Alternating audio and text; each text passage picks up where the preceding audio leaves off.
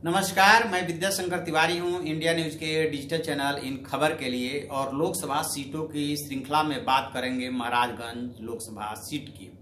महाराजगंज के नाम से दो लोकसभा सीटें, एक बिहार में पड़ती है और एक गोरखपुर के पास उसे सटी हुई, मतलब दोनों आपस में मिली हुई सीटें हैं, वो है महाराजगंज।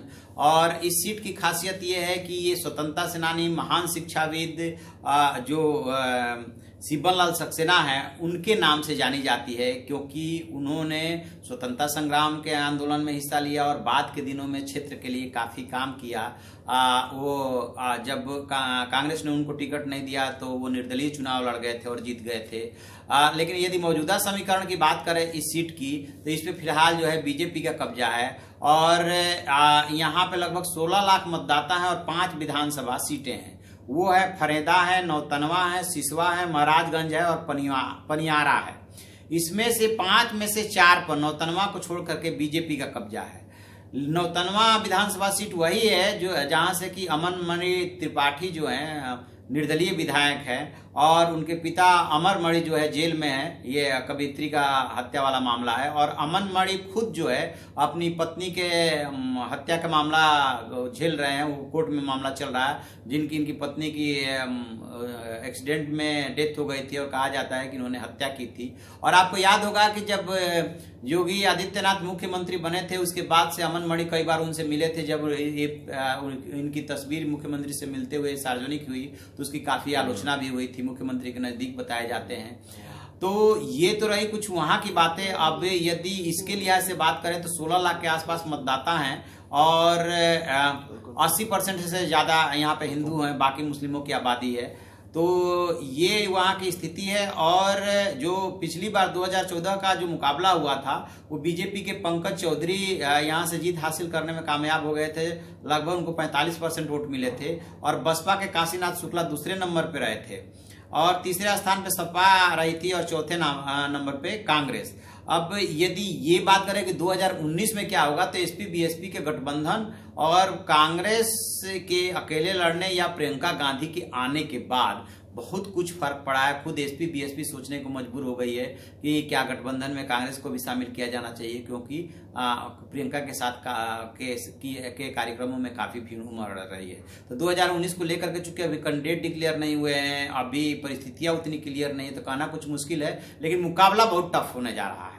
अब जहां तक इस सीट की इतिहास की बात है, जैसा मैंने पहले बताया कि ये सीट जो है शिवबन लाल सक्सेना के नाम से जानी जाती है। उन्होंने काफी यहाँ से काम किया है। वो संविधान सभा के सदस्य भी रहे, महान स्वतंत्रता सेनानी, शिक्षाविद के साथ साथ उन बहुत बड़ी शख्सियत थे। उन्हें महाराजगंज का मसीहा भी कहते हैं। और कांग्रेस में जब उनको सम्मान नहीं मिला तो उन्होंने कांग्रेस छोड़ दिया था और 52 में लोकसभा चुनाव निर्दलीय वो जीते थे। 1957 में भी उन्होंने चुनाव जीता। उन्होंने तीसरी बार 1971 के चुनाव में जीत हासिल की थी। 1990 की बाद की राजनीति की बात की जाए तो इसके बाद बीजेपी ने लगातार इस सीट पे अपनी पकड़ बनाए रखी और 90 के बाद 7 बार यहाँ पर लोकसभा चुनाव हुए, जिसमें से 5 बार बीजेपी जीती। 91, 96, 98 में जीतकर पंकज ने जीत की हैट्रिक लगाई थी। 2004 और 14 के चुनाव में भी जीतने में ये बीजेपी कामयाब रही। तो कुछ इस तरह से रहा कि शुरू का 2 इलेक्शन सक्सेना जी के नाम रहा और 62-67 में जो है कांग्रेस के महादेव प्रसाद जीते थे और फिर 71 में शिवबन लाल सक्सेना इंडिपेंडेंट जीते। शिवबन लाल सक्सेना यहाँ पे 3 बार इंडिपेंडेंट ही जीते। 77 के जनता पार्टी के आंधी में जो है फिर जो है भारतीय लोकदल से शिवबन लाल सक्सेना जीते और 80 में जो है फिर एक बार कांग्रेस लौटी। 80 और 84 में अशफाक हुसैन अंसारी और जितेंद्र सिंह जीते थे। 89 में जनता दल से हर्षवर्धन यहाँ से जीते और 91 में बीजेपी ने यहाँ से पहला खाता खोला और 91 से लेकर 91, 96, 98 वो पंकज चौधरी जीते। लेकिन 99 में ऐसे समाजवादी पार्टी के अखिलेश सिंह जीते और 2004 में फिर एक बार पंकज चौधरी भारतीय जनता पार्टी, यानी कि 4 बार वो यहाँ से जीते और 2014 में भी पंकज चौधरी जीते। तो इस तरह से वो जो है पंकज चौधरी जो है यहाँ से 5वीं बार जीते हैं और 2009 में कांग्रेस से जो है हर्षवर्धन जीते थे और इसके बाद जो है पंकज चौधरी फिर एक बार जीते। तो ये पूरी इतिहास है। बाद के दिनों में बीजेपी यहाँ पे काफी मजबूत हुई और कांग्रेस भी बीच बीच में एंट्री मारती रही है।